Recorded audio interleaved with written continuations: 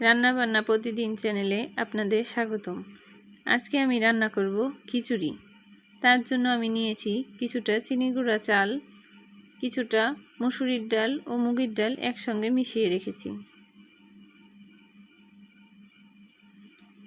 কিছুটা পেঁয়াজ কাঁচামরিচ কেটে রেখেছি। এখন চুলায় একটা কড়াই গরম করতে দিয়েছি। কড়াইটা গরম হয়ে গেলে আমি কিছুটা তেল দিয়ে দেব।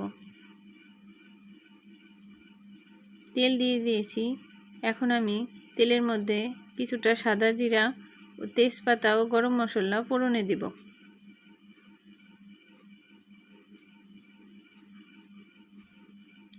ফোড়নটা একটু নাড়াচাড়া করে নিলাম।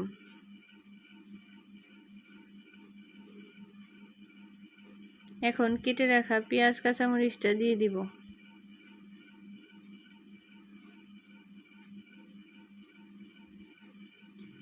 পেঁয়াজটা হালকা করে ভেজে নিয়েছি। এখন আমি একটু মশলা দিয়ে দেব। মশলার মধ্যে আছে একটু জিরা, একটু আদা ও একটু রসুন বাটা।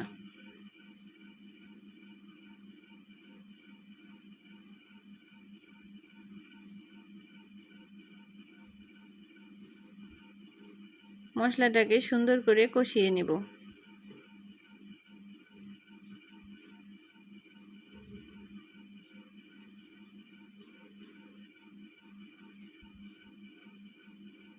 মশলাটা সুন্দর করে কষানো হয়ে গেছে। এখন আমি চাল এবং ডালটা একসঙ্গে দিয়ে দেব।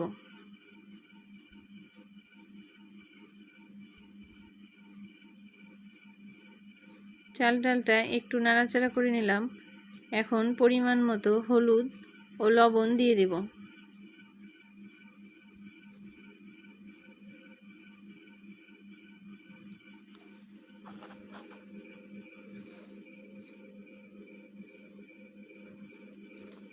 এখন চাল ডালটাকে সুন্দর করে কষিয়ে নিতে হবে।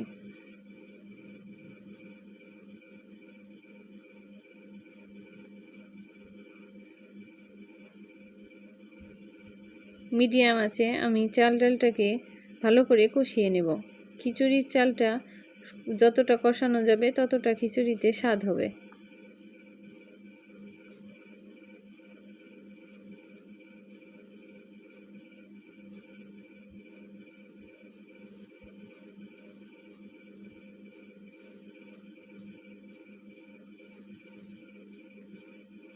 কষানো হয়ে গেছে খুব সুন্দর করে।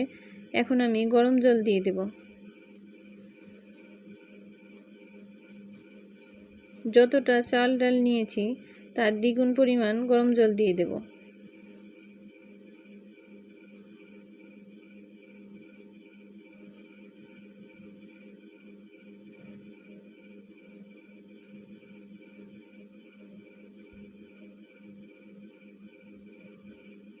এখন জলটা সুন্দর করে ফুটে নিক।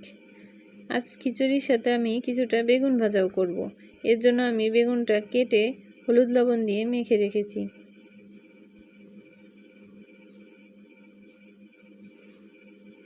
খিচুড়িটা সুন্দর করে ফুটে গেছে। এখন একটু নাড়াচাড়া করে দিলাম।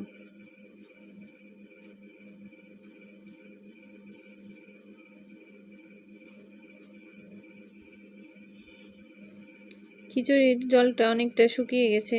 এখন কিছুটা ঘি দিয়ে চাপা ঢাকা দিয়ে দেব।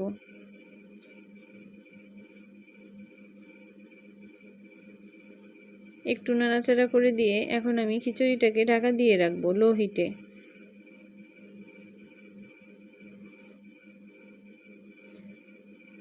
লো হিটে খিচুড়িটা চাপা দিয়ে রেখেছিলাম। এখন খিচুড়িটা অনেকটাই ফুটে গিয়েছে এবং জলটাও শুকিয়ে গেছে।